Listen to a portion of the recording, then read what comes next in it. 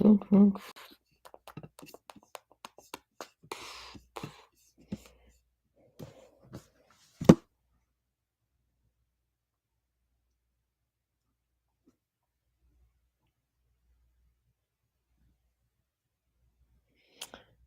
my beautiful people. By the way, you guys can all text in the chat. I'll be able to see everything. If you guys want any charts done, just let me know. But we can get all those done. So if you guys have any chart requests, put them in the chat. We're gonna be going over some charts, going over some quick things, and just going from there. Okay,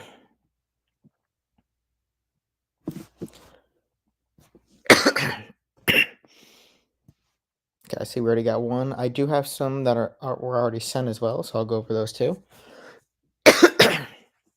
Sorry, excuse me. Yeah, look at my beautiful background.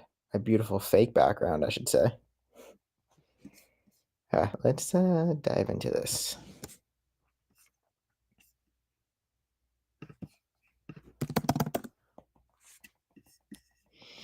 Yeah, people wanted to go over SoFi. That is one we have here.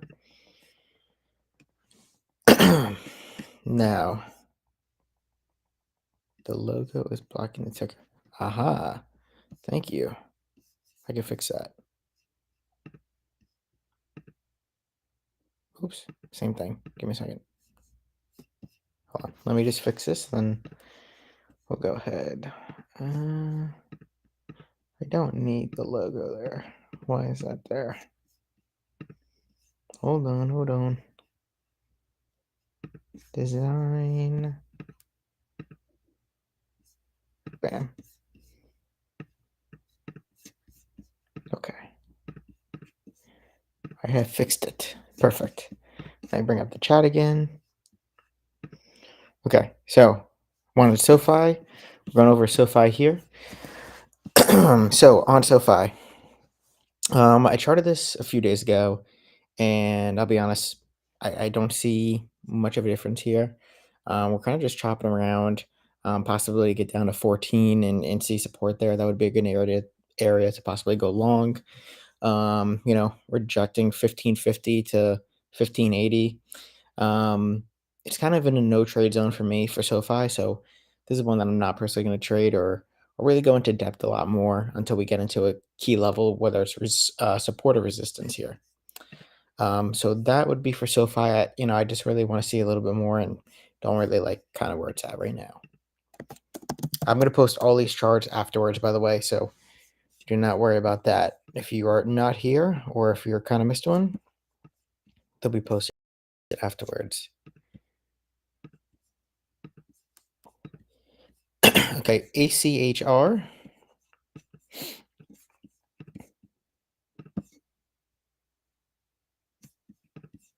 Okay, I should drag that. There we go. There we go. Okay, so it's kind of been sitting in between this little range here. I would like to see a breakout of it. We obviously had a strong day today, so looking for a breakout over that level would be key. And then you could look for upside into the next spot, which would be kind of those recent highs into the 12s. So this is ACHR. This is what was requested here. Again, I would look for, if I'm going to personally trade this, I'd look for a breakout and then a retest back into this. If we hold this level at 1060, then I'd look for a long off that for a higher move. Fraggle. Okay, XP and VZ. Let's kind of go over these. So XP, this one, they report earnings in a bit, March 25th. Let's check the weekly. I always like to take a gander at a couple of different time frames, so I'm not just looking at one thing. So holding over the 9 on the weekly, closed over at 2 weeks in a row. That's good to see. Gap to fill right here at a 1489. And honestly, I'd say that's probably where it wants to go. You need to get over like 1431 to get over that gap, to get over this little hump here, this little resistance, and then you push right into that 1489. Not when I trade again, not when I keep on my watch list personally, but kind of keeping this on watch, and you could see some upside into that 1489 area. So keep this one here, and definitely keep it on watch. Verizon. So TMUS, by the way, had really big news today. That's one to watch. But it's Verizon obviously is another one. And the TMUS, the T-Mobile news could have an effect on Verizon. And honestly, I actually thought Verizon would be down today, um, or down a little bit more.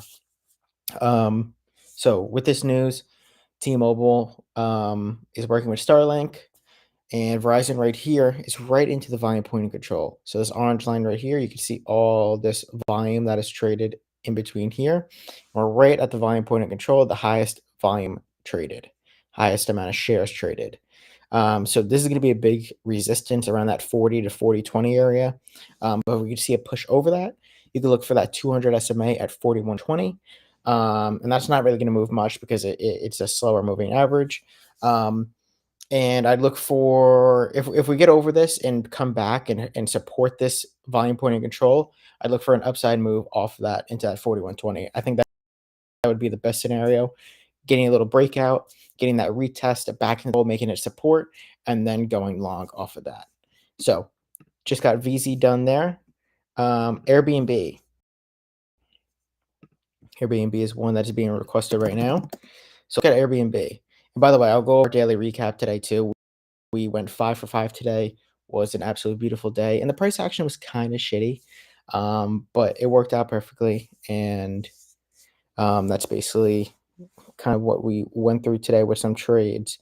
Airbnb, we have this came to support here on the volume point of control as well, and now is rejecting at the 200 SMA. So you can see we have a lot of support. Look at the volume all down here in the shaded gray area. And we are making that support. We have the 90 EMA right here, which I'm hovering over, that darker blue line at 132.50. So kind of keeping this on watch is actually one I do want to watch.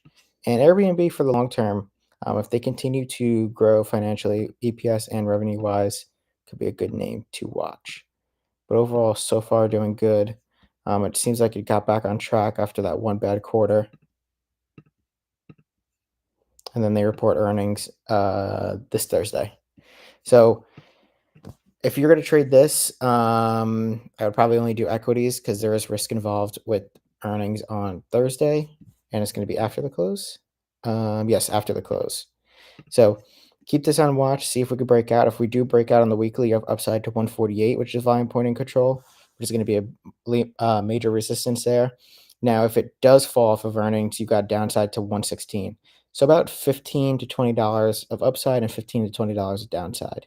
So kind of one that I'd wait for after earnings, to be honest. Tobias, you wanted NBIS and KULR.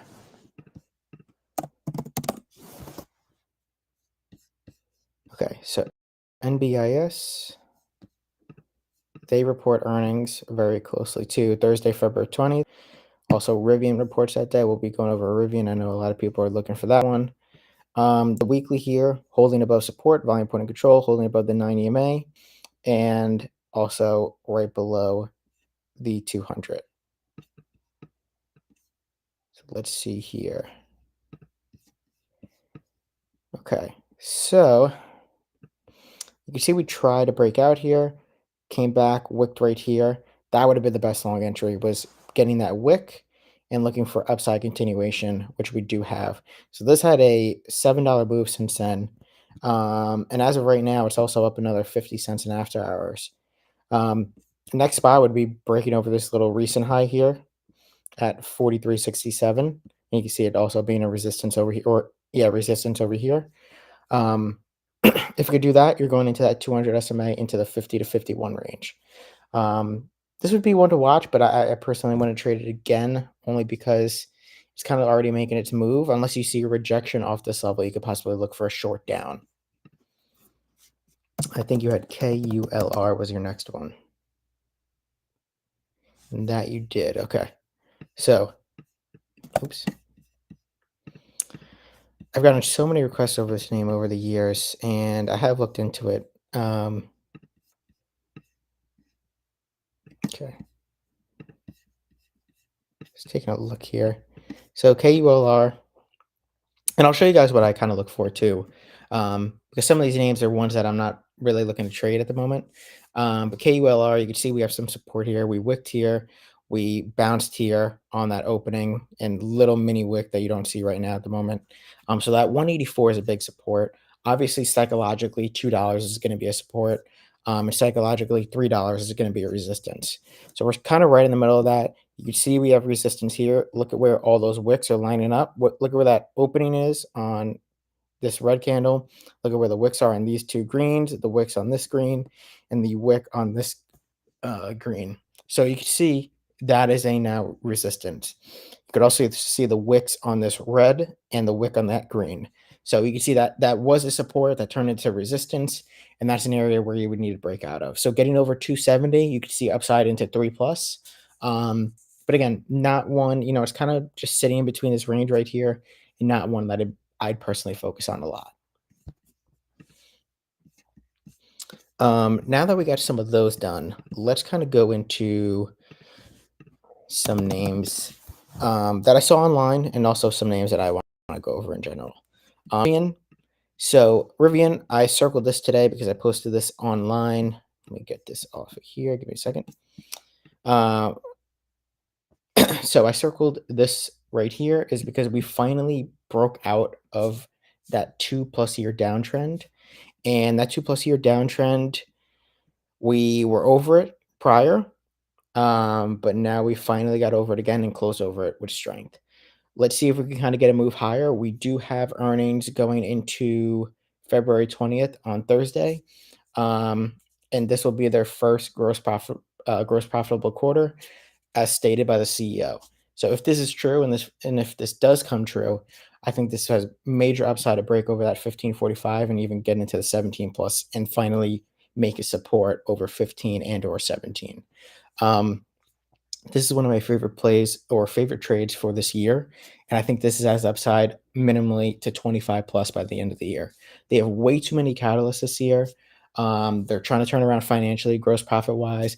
Their revenue should increase, their expenses should go down, and they've already highlighted this in so many different news articles over the past few months. And truly, with their deliveries and productions expected to ramp, as well as their new facility being built and actually the current one being optimized, um, I just don't see how this doesn't, work out. And other than that, I mean, they're literally the second fiddle to Tesla. And this is one thing I think so many people get mixed up with is that Tesla and Rivian are not just car companies. They have tech, they have AI, they have automation, they have data.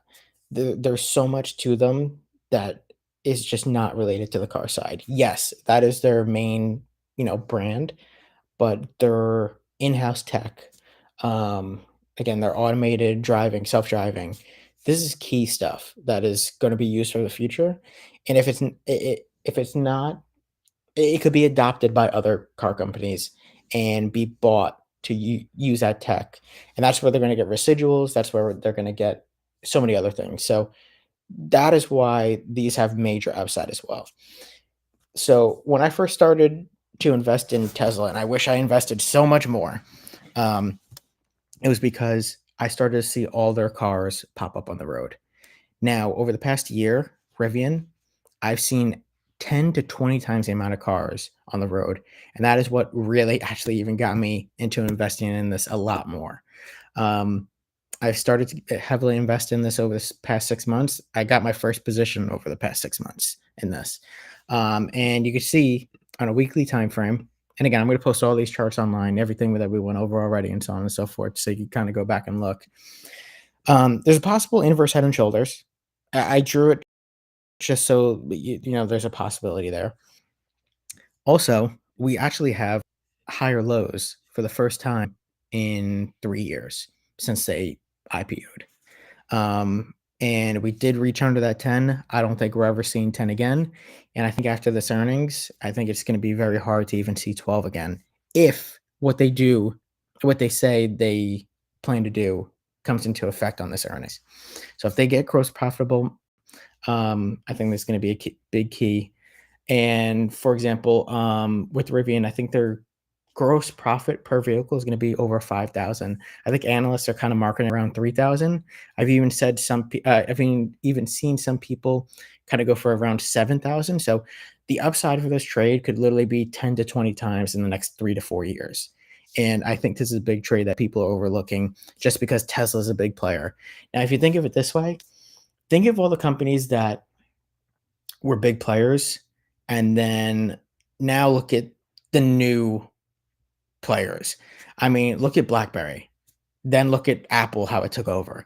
Look at, oh my god, I just had a brain fart. I had 2 others in my head, but there are so many names that truly have come out of the woodwork and started to take over so much of the market caps.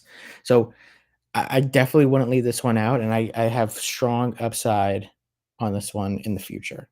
Another one, Hims. If anyone saw their commercial last night in the Super Bowl, this is one that we've been talking about since about 15 bucks, 14 bucks. If anyone grabbed along, you're actually, if you bought around that 15 to 16, you're just about 200% on your shares in under 6 months.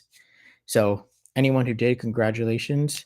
I have an average of around 19 to 20. So I'm up over 100% now after adding the dips in the 20s and the high teens.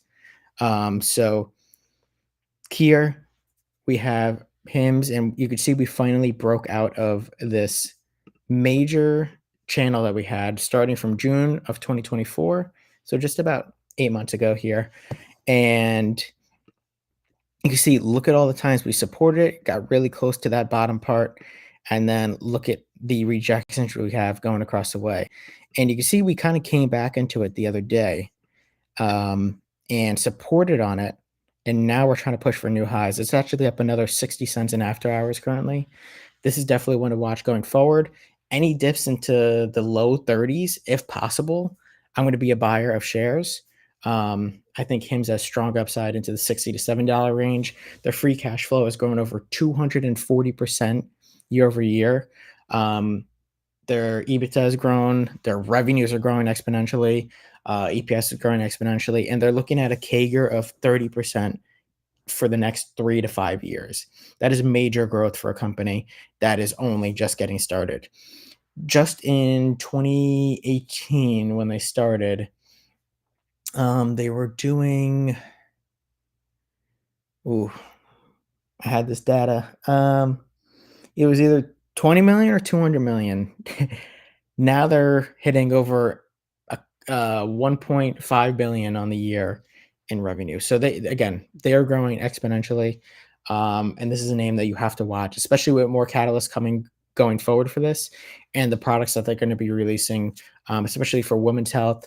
I know they're talking about adding menopause medications and treatments, as well as a couple other things. So Hims is another name to watch, and it has had strong upside. PLTR, okay? This is a crazy one. PLTR has had major upside. So PLTR, I've been long on this name since the low 20s. Then it went down to 9 to 10. PLTR here, I think it's strongly overvalued. I sold just about 80 to 90% of my position. And again, I'm up like 700% on the shares. I had some leaps on it. Some of them I sold a little early. Some of them I was able to hold and make good profit on. But with PLTR here, I just think the valuation is way too high. And that's why I sold a good amount of my position. So funny enough, their income and their net income is actually 80% of it is interest. And that's one thing that kind of concerns me. Not in the fact that not in the fact that I feel like they can't grow, which they are growing. Their CAGR is pretty good, and they've increased their revenues and EPS quarter over quarter, year over year, and they are growing. And they have a lot of government contracts. They have really built out their consumer side, consumer businesses, and their products are really good. But I just think from where it is currently, where hold on, let me just double check. Their market cap is basically the top 40 in the whole entire market. For a company that is producing net income of, let's say, just around that 500 million and sales of only 2.8 billion or 3 billion, let's say. So to be a top 40 company, in, not growing as fast or not having a lot of sales and or net income to kind of follow it, is a little scary. And again, this went from literally $10 to $116 in under a year and a half. So that's definitely something that I believe could be overvalued and something to definitely keep a watch on for some downside. Now, with that said, I would be a buyer if we get under 60. Who knows if it happens, but again, there has to be some sort of reset and some sort of recalculation here on this name. Let's see what else we have here. Suave, I'll get to you in a second. Let me just go over some more charts. Buck, do I think 12 holes if Rivian doesn't deliver gross profit? So, yes and no. I think the biggest thing this quarter is going to be that gross profit, because the CEO has been stating that since quarter one that he said by end of year Q4 they're going to be gross profitable. So if they don't deliver on that, that's going to be bad. Obviously, the market is going to reflect on that, and it's going to push it down. I'd probably say 10 to 20%. Now, could it bounce back? Could it bounce back due to positive outlook, positive guidance on productions, on deliveries, on revenue, on gross profit going forward? Yes, it obviously could. So it's a hit and miss, but I think the big key is going to be that it definitely needs to 100% hit this gross profit this quarter, which I 100% think they will. I don't think there's anything kind of missing out there. All signs lead to that. And they're kind of ramping up a lot of things for a really good 2025. INTC, go into that, and then I'll start to answer some more questions. Still kind of just diving through all these charts.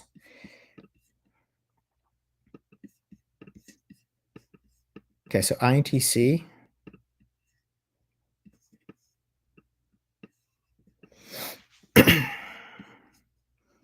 Okay, so they had a good earnings. I don't know about guidance. I did not check on that. So that's good to see.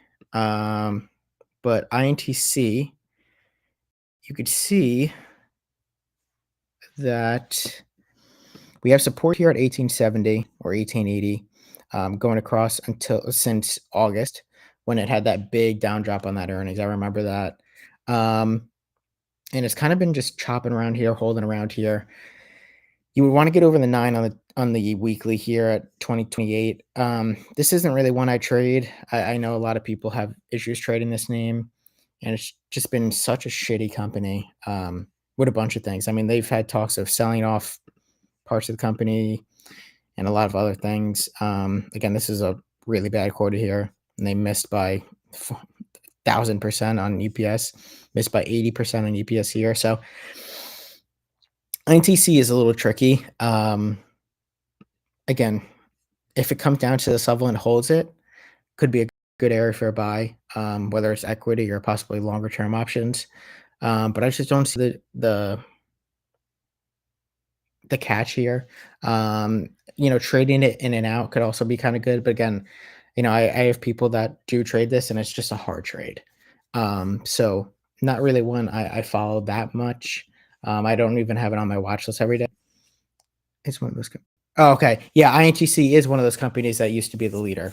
100%, Ray. And so many other names have taken over from that. So 100% correct on that. New to trading, any tips to start? I'd say the biggest thing is risk management. Without that, it's going to be a killer. I see so many people go 50 to 100% in a position. That's something I used to do when I first started, and it could be an absolute killer. Risk management, being patient, that's going to be another key. If you're not patient in trading, um, if you're not waiting for that setup to get exactly where you want it. So, for example, let's say, I see INTC has really good support here at 1880. And if I wait for it, sorry, if I don't wait for it, and let's say I see it going up and I just missed that, okay? There's always going to be another trade. You don't have to take every single trade that you see, or there's going to be opportunities that you miss. And again, that's where there's always going to be another trade, and you have to be ready for it. You have to be patient. You have to just let that trade go and focus on the next thing, especially after a loss, because that's another thing where people get killed. Revenge trading. Let's say you lost $200 on INTC, okay? And you want to make it back right away. Well, if you try to make it back right away, you're just going to force another trade. Again, not being patient. You're probably going to do a bigger size to make back that trade plus some profit. And you're only going to lose bigger because you forced it, because you didn't wait, and because you were just trying to make that money back. So try to be smart with that risk management, sizing, and being patient and waiting for the opportunity to come to you. There's so many stocks in the market, and there's so many opportunities that could be waiting for you more so. SoFi, we did SoFi. I will go over it again quickly. With SoFi, I just don't see what I was saying before is it's kind of in no man's land here. You're sitting at in between 14, which is a big support, and you're sitting under the 9 here at 1545, and you got rejection around that 1560 as well. So once we could kind of break out of this little range, then I would be interested. I would really be interested if we get that dip into 14, hold it, and then push for more upside from there. So a bounce off that 14 would be key. Let's see.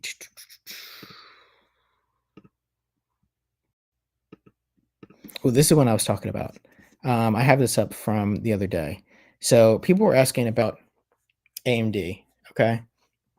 Now with AMD, let me go back so you kind of see why I have this up. I even have it deeper. Okay. All right, let's look at AMD. Okay. AMD has had really good moves from $2. If you guys don't remember it at $2, it did happen in 2015 and 2016. I remember it. That's when I first really kind of started to get into trading. I wasn't long term then. I was still day trading, and I still day trade to this day and swing trade and spreads and everything. But I'm just saying, I wasn't really long term oriented then, and I wish I was. But back when it was $2, man, I know a lot of people who had it and sold it way too early.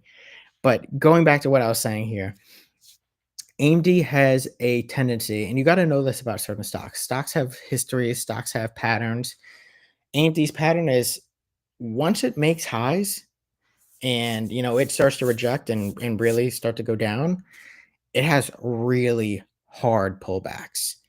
Again, you're going to see this here, 54% from the highs to the lows before it started to make a new high, 67% from the highs to the lows before it started to make a new high, and now from the new highs, it's 53%. So you're coming into that range of that 54 to 67. If this dips down into, let's see, ooh, shit.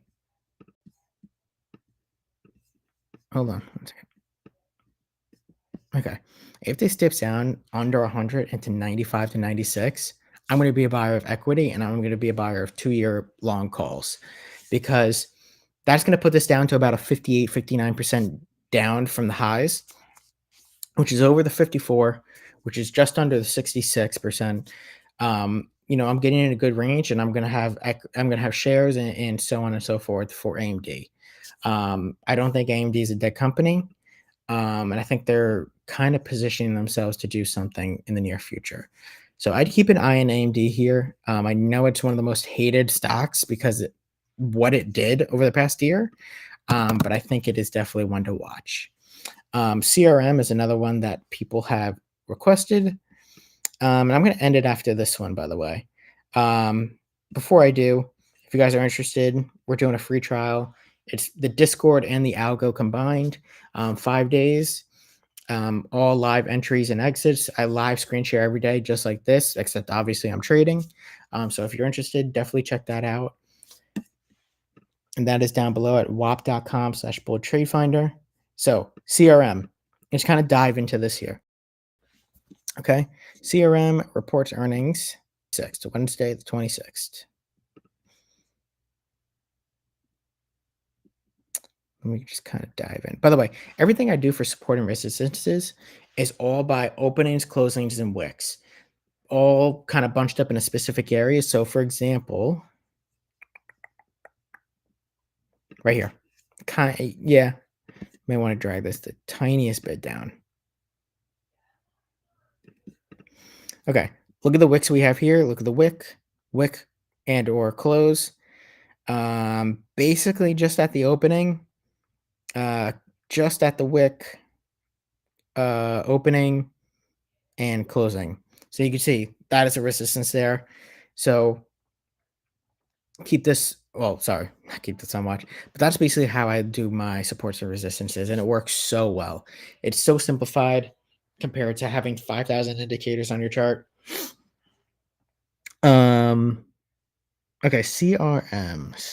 Let me pull something up here. Okay, CRM just got under the daily trend line on the algo. It has a short signal from 2 days ago. It's down $8 since that short signal. So very good short so far if you took the algo short. And this is what you could also use if you get that 5-day free trial. It's included with the Discord, the algo on TradingView, and you don't need to pay for TradingView to use it unless you want to.